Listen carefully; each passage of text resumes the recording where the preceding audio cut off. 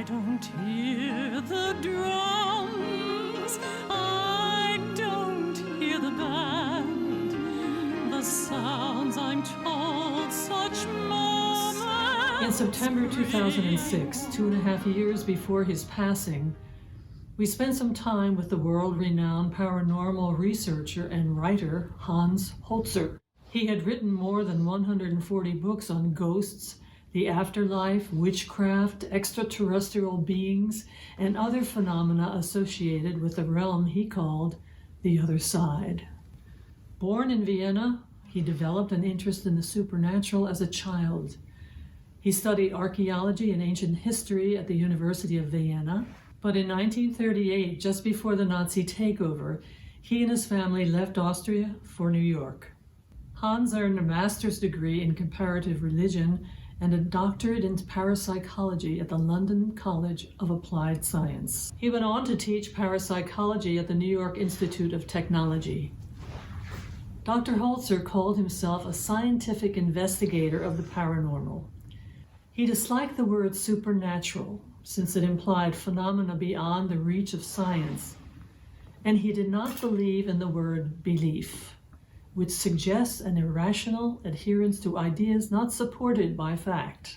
He felt completely at ease with ghosts, and while working as a consultant on the TV series In Search Of, he shared with Leonard Nimoy, quote, "After all, a ghost is only a fellow human being in trouble, specifically a human who has died in traumatic circumstances, does not realize he or she is dead, and is confused as to their real status."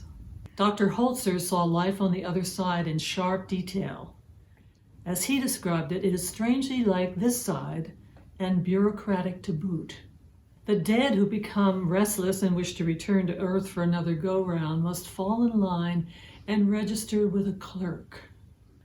Hans trained and worked with Elizabeth Joyce for over 15 years.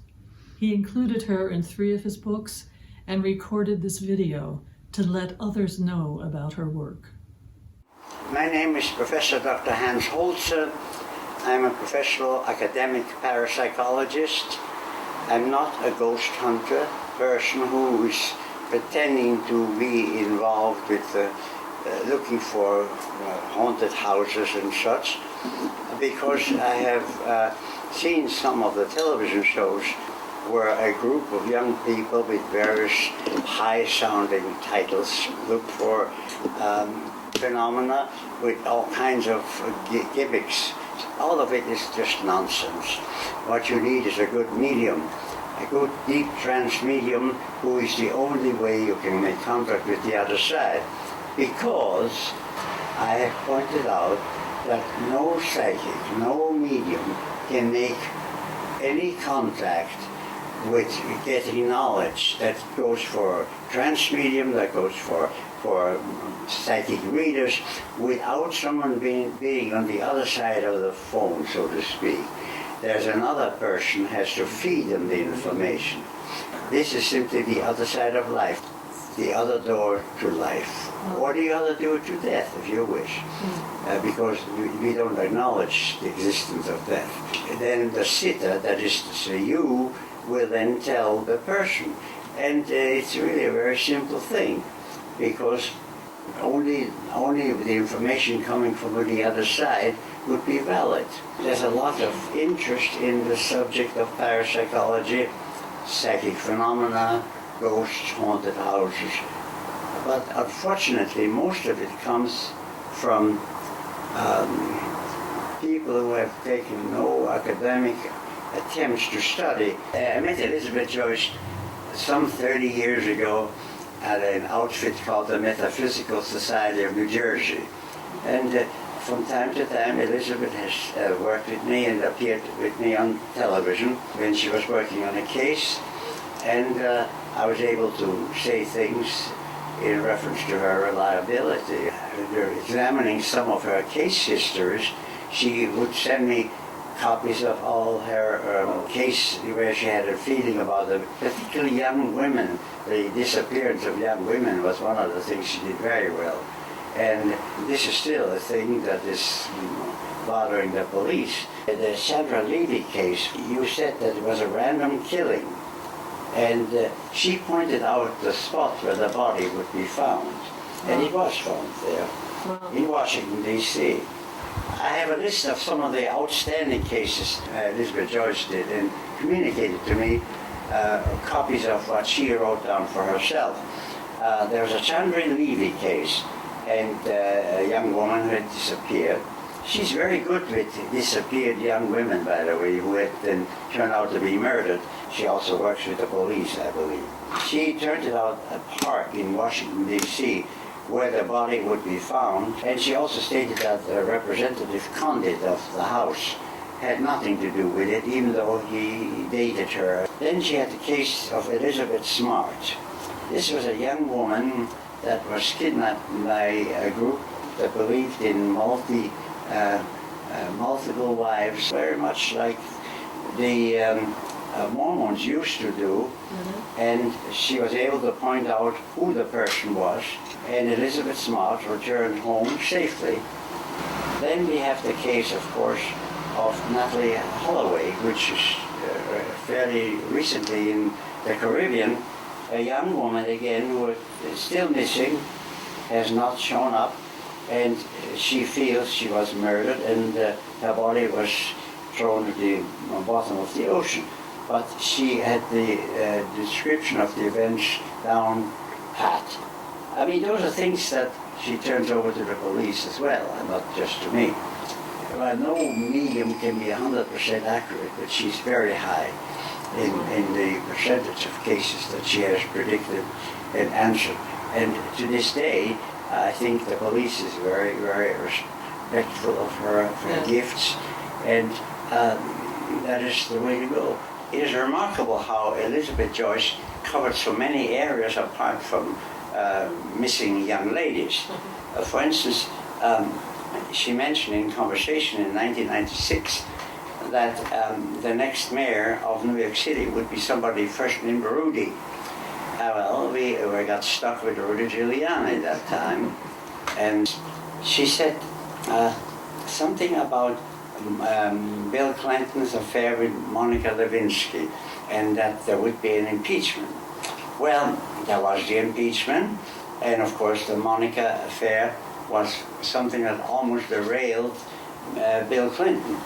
Then I see here a note about the Twin Towers, the loss of the Twin Towers. She predicted that too in 2001. Then she said something about New Orleans being underwater, which happened in 2005. She's an extraordinarily gifted psychic medium, if you wish, and I'm fortunate in having known her. In my case with the Exxon murder, my father had worked for Exxon for 49 years, and when I heard that Riso was missing, the president of the company, I said to myself, oh no, not another Exxon murder, because there had been one a few years before that with a man named Donaldson who lived in Ridgewood, New Jersey, which was my hometown. So I knew that he had been killed actually by his wife. But Riso was kidnapped, and I actually saw in front of me on what looked like a black and white television screen how he was taken from his car into a white van and driven away. I saw that in my mind, and to me that was tuning in to a prior incident, or what we call people call ESP, but I was tuning into energy that had already occurred. I do believe that everybody is psychic a little bit, but I think also that there are many people that have misused their psychic sensitivity, don't you? Well, let's put it this way. In the old days, many years ago, I published many books, and in one of them I said extrasensory perception, or sixth sense, which Professor Ryan of Duke University coined as a phrase, and I really accepted that what we have, and proven scientifically, because that's the only way that counts, we are born with a degree of psychicness, because psychics can only have information for someone if they have a counterpart on the other side of life. that which the religious people used to call heaven and hell, which is a fantasy. Living in the spiritual way is the only answer. And I have learned over the years that we are all, to some degree, psychic.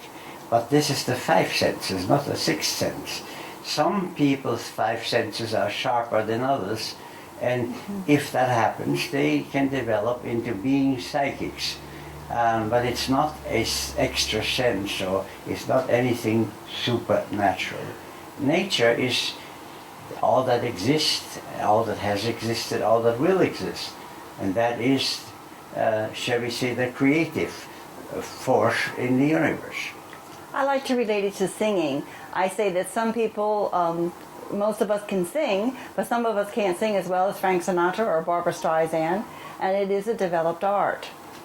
Well, I think some people have the gift and some don't. Right. You're born with a gift. And the more you use it, the more it'll grow. The more it will grow. Yeah. And it seems to be a part of the brain, and you're right, it does tune in to messages that you can see, hear, or feel from the other side. It's like somebody invisible is talking to you, and then you repeat what they say to the querent, to the person asking the questions. Yes. Okay. Yeah. Thank you. Dr. Holzer is now with his friends on the other side. We are blessed to have known him.